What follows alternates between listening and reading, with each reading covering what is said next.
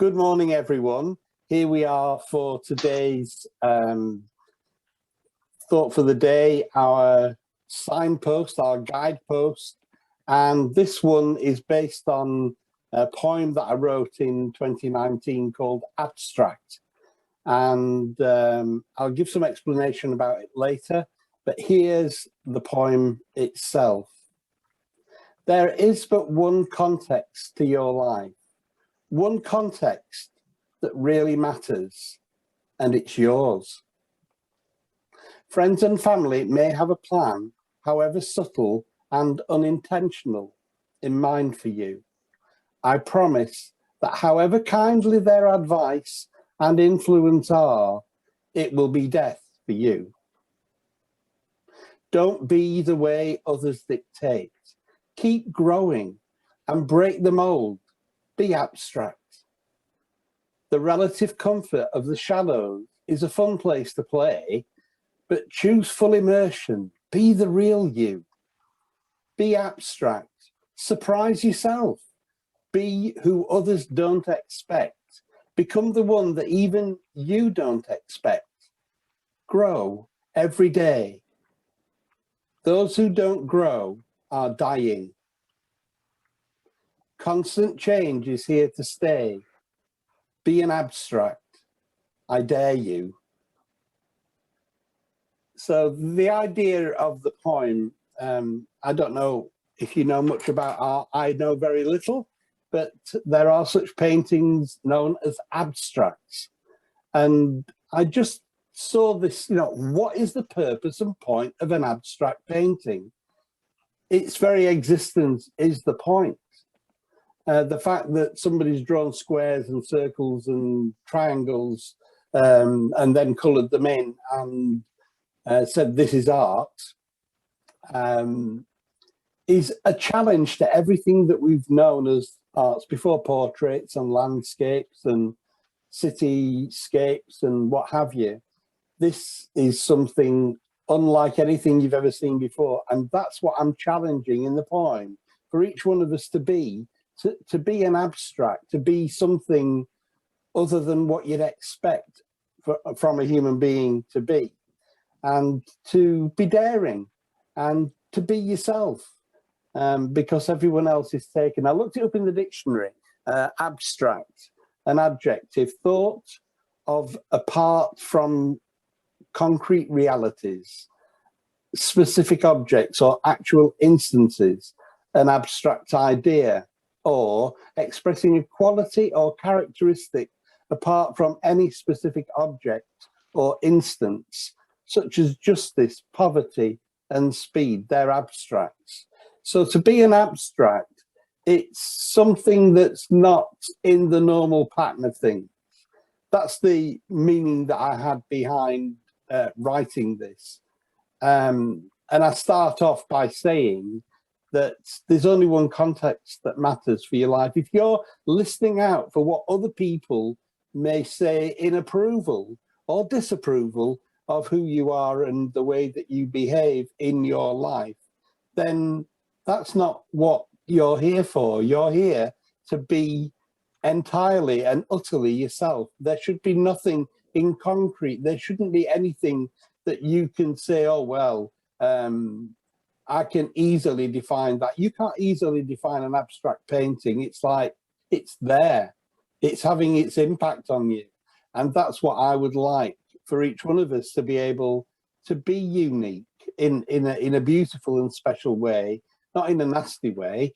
And the advice of others, it's just death for you, because they think, mums and dads especially, they think that they know what's best for your family, friends, employers.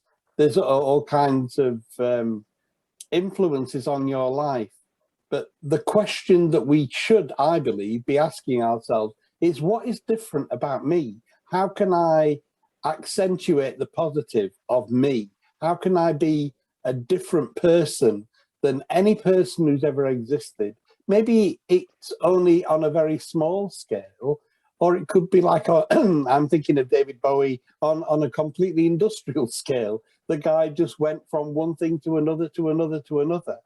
he's the archetype for what I'm saying, really. And I don't think he painted abstract. Oh, I'm not sure. I know he did paint. So don't be the way others dictate.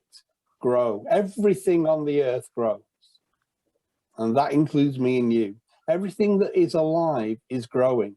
And if you're just staying the way you've always been, if you're not ever challenging yourself from one day to the next, from 1 year to the next, to be something new, to take on the lessons that life has shown you and be something that we've never seen before, then I'm questioning what you're here for. Really, what are you here for? I think I've given the answer, but it's one that people aren't living out. Yeah, it's relatively comfortable to be in the shallows, to play, but to take that full immersion, to be the real you, that is a challenge. The challenge is to grow every day, to be abstract, surprising yourself, and not being who others expect, and not even being who you expect. So constant change is here to stay. You can either follow the changes that happen in life, or you can be at the cutting edge, making those changes for humanity. Be an abstract, I dare you. So any thoughts on this one, Catherine? Yeah, a couple. Well, my husband, I don't know if you've seen his work, it's on Waldron, as in mysurname.com. Have a look, he's got some brilliant artwork, and some of it is abstract. Wow. And I'll shut up now then. Made me, yeah, what made me think about that is there's a couple of paintings, I absolutely love them, but some people don't. But whether you do or not, people see different things in them, and it's the same painting, but people don't see the same thing. And it made me think, that's what we are. We are not. We are ourselves, but people see us, and they see what they think we are, not what we are. We are a whole person, constantly changing, and we are embracing change. We are embracing change in every moment, and so in a way, we don't know ourselves, the whole structure of what we are yet, because we're constantly evolving. So how can somebody else pretend to know you? Because they see something, they can see something in you that somebody else completely overlooks, and sees something else in you. So that just confirms to me that we're an abstract, walking, talking, abstract being. Yeah, and it made me think about something my sister said the other day as well, because she was saying, oh, you know, 5-6 years ago, would you imagine yourself doing this and saying this? And I said, actually, 5 or 6 years ago, we had little contact with each other. I said, so you have very limited knowledge about what I was like 5 or 6 years ago, because we're a lot closer now, and we're living apart and stuff. I said, but you actually, you see a part of me, only one part of me. You see the bit that's the sister, the bits that you've known growing up, but I'm constantly changing. And if we weren't constantly changing, then we would be stuck. We would be, I understand, I thought that's a bit tragic when you said you'd be dead. But actually, we would, wouldn't we? We'd be stuck. Yeah, it's like... They say, what is... he's stuck in a rut. Well, what is a rut? It's the grave with the ends kicked out. Yeah, I like that. I like that. That's brilliant. But yeah, we are. And it also made me think, Andrew, about something my friend said as well. And it's of the moment, really. It's all about like sort of choice, your free will choice to have the vaccine and not have the vaccine and stuff like that. I know that it's a bone of contention for a lot of people, but actually it's not. It's the free will choice that's the key. That to me is what everybody should be looking at, not whether you do, whether you don't. It's the free will choice. And my friend just said, like, sort of, well, why don't you just have it just for the sake of everybody else so we can get on with our lives. And I said, you're actually asking me not to do what I personally, in a sovereign state, want to do. I said, and that is, I'm not asking you to take it or not take it. We should both respect each other's decision, and that made me think, like, sort of, yeah, she just wanted her life not to change. She didn't want anything to rock the boat, and somebody has given her this for her life not to change, and that is the wrong way of looking at it, in my opinion. In my opinion, you should be taking a substance because you believe in it, you believe what it's going to do for you, and that's your choice. And from that point, you're still growing. And from the point of choice of, oh, I'll go down the route that I take, is I'm still growing and taking my decision. And another thing was like, as long as I'm okay and my family's okay, I don't want, this was the point, this was like I don't want anything to change. I don't want anything to rock my boat. And unfortunately, we're not in a world that things were constantly changing. Everything is constantly changing, and if you embrace that change, it can be exciting. It can be absolutely invigorating to actually say, do you know what, a few years ago I wouldn't be on a ship on my own, driving on the wrong side of the road, as my dad says, and with the dog just like getting on a ship. A few years ago I'd be like, oh no, I better have somebody with me. But I've changed, you know. Now I've embraced it and think like, oh, I'm safe. I know I'm safe. And what's today got to bring? What's tomorrow got to bring? So yeah, I absolutely love that poem, Andrew. You've been years ahead of you. but I think we've met now. But you might have been a few years ahead. Well, I don't know. You know, we're all on our own journey. And our journeys have met, and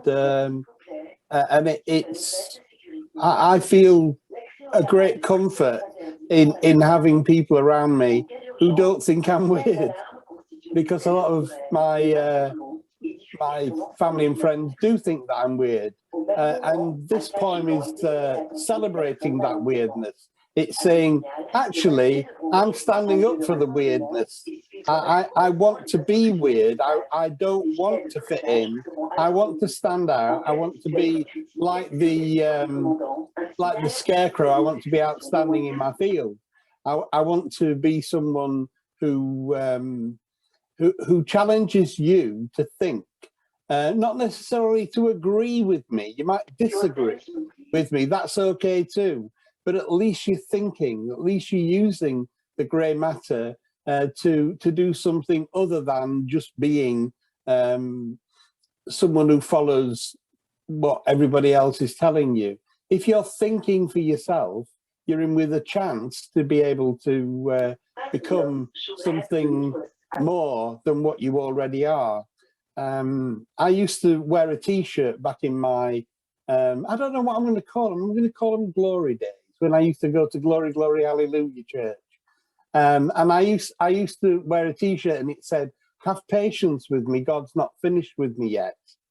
And there is even back then, there is this, I'm evolving, I'm becoming more than what I was yesterday. And like you were saying about your sister, I sat there with my brother on Christmas Day, sharing Christmas Day evening.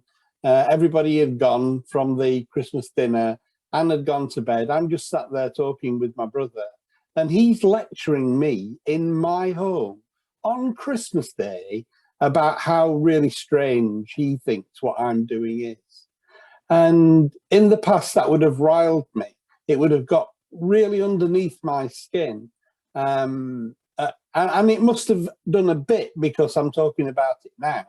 But I just kept calm, and I gave him calm answers to the objections that he was putting up. You can't do that because, and I said, but I am doing that, and this is the reason why, and tried to explain it in a way that I thought that maybe he'd cotton on that there is some sense in what Andrew's saying. Because our siblings, and I've only got the one, but our siblings are always the ones who think they know us the best because they grew up with us. They spent all those formative years together. But the people that we are today, if we're doing what the poem says and growing, we can't possibly be that same person anymore. And even if you don't like it, there's change coming. Maybe small change, maybe a large change. My good lady Anne, she went to a wedding last summer, and they've been together quite a while, and they've got married, and he's been in hospital over Christmas. He's died. They've been married for 6 months, and it's like, even as, I don't know this lady, I didn't go to the wedding, I wasn't a +1, they didn't have a +1. It was staff from school that were going, and I'm shocked. You know, here's a person who thought they were going to spend the rest of their lives with this individual, and I think it's liver kidney disease, something, and they didn't even know about it. I said, did she know that he was ill when they got married? No. So constant change is here to stay. Just because it was like that yesterday doesn't mean it's even going to be like that today. Tomorrow could be something completely different. And people, as you say, don't like change. But whether you like it or not, it's here. And you can either be on the waves, on the surfboard, riding the waves and having an exhilarating time, or you can go, oh no, look what's happened here.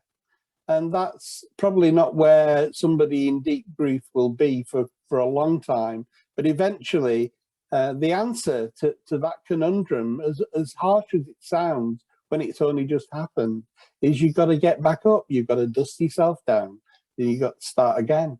And it's awful to say that right now. But eventually, that's what's going to happen. And that's not to say that you shouldn't grieve that which is lost, and it shouldn't affect you forever. But you've got to, life is for living. You've got to live your life. So I'm going to read my poem again, and then we can talk a bit longer if you want to. But this is abstract, and it goes like this. There is but one context to your life, one context that really matters, and that's yours. Friends and family may have a plan, however subtle and unintentional, in mind for you. I promise that however kindly their advice and influence are, it will be death for you. Don't be the way others dictate. Keep growing and break the mold. Be abstract. The relative comfort of the shallows is a fun place to play, but choose full immersion. Be the real you. Be abstract. Surprise yourself. Be the one who others don't expect. Become the one that even you don't expect. Grow every day. Those who don't grow are dying. Constant change is here to stay. Be an abstract. I dare you. Namaste.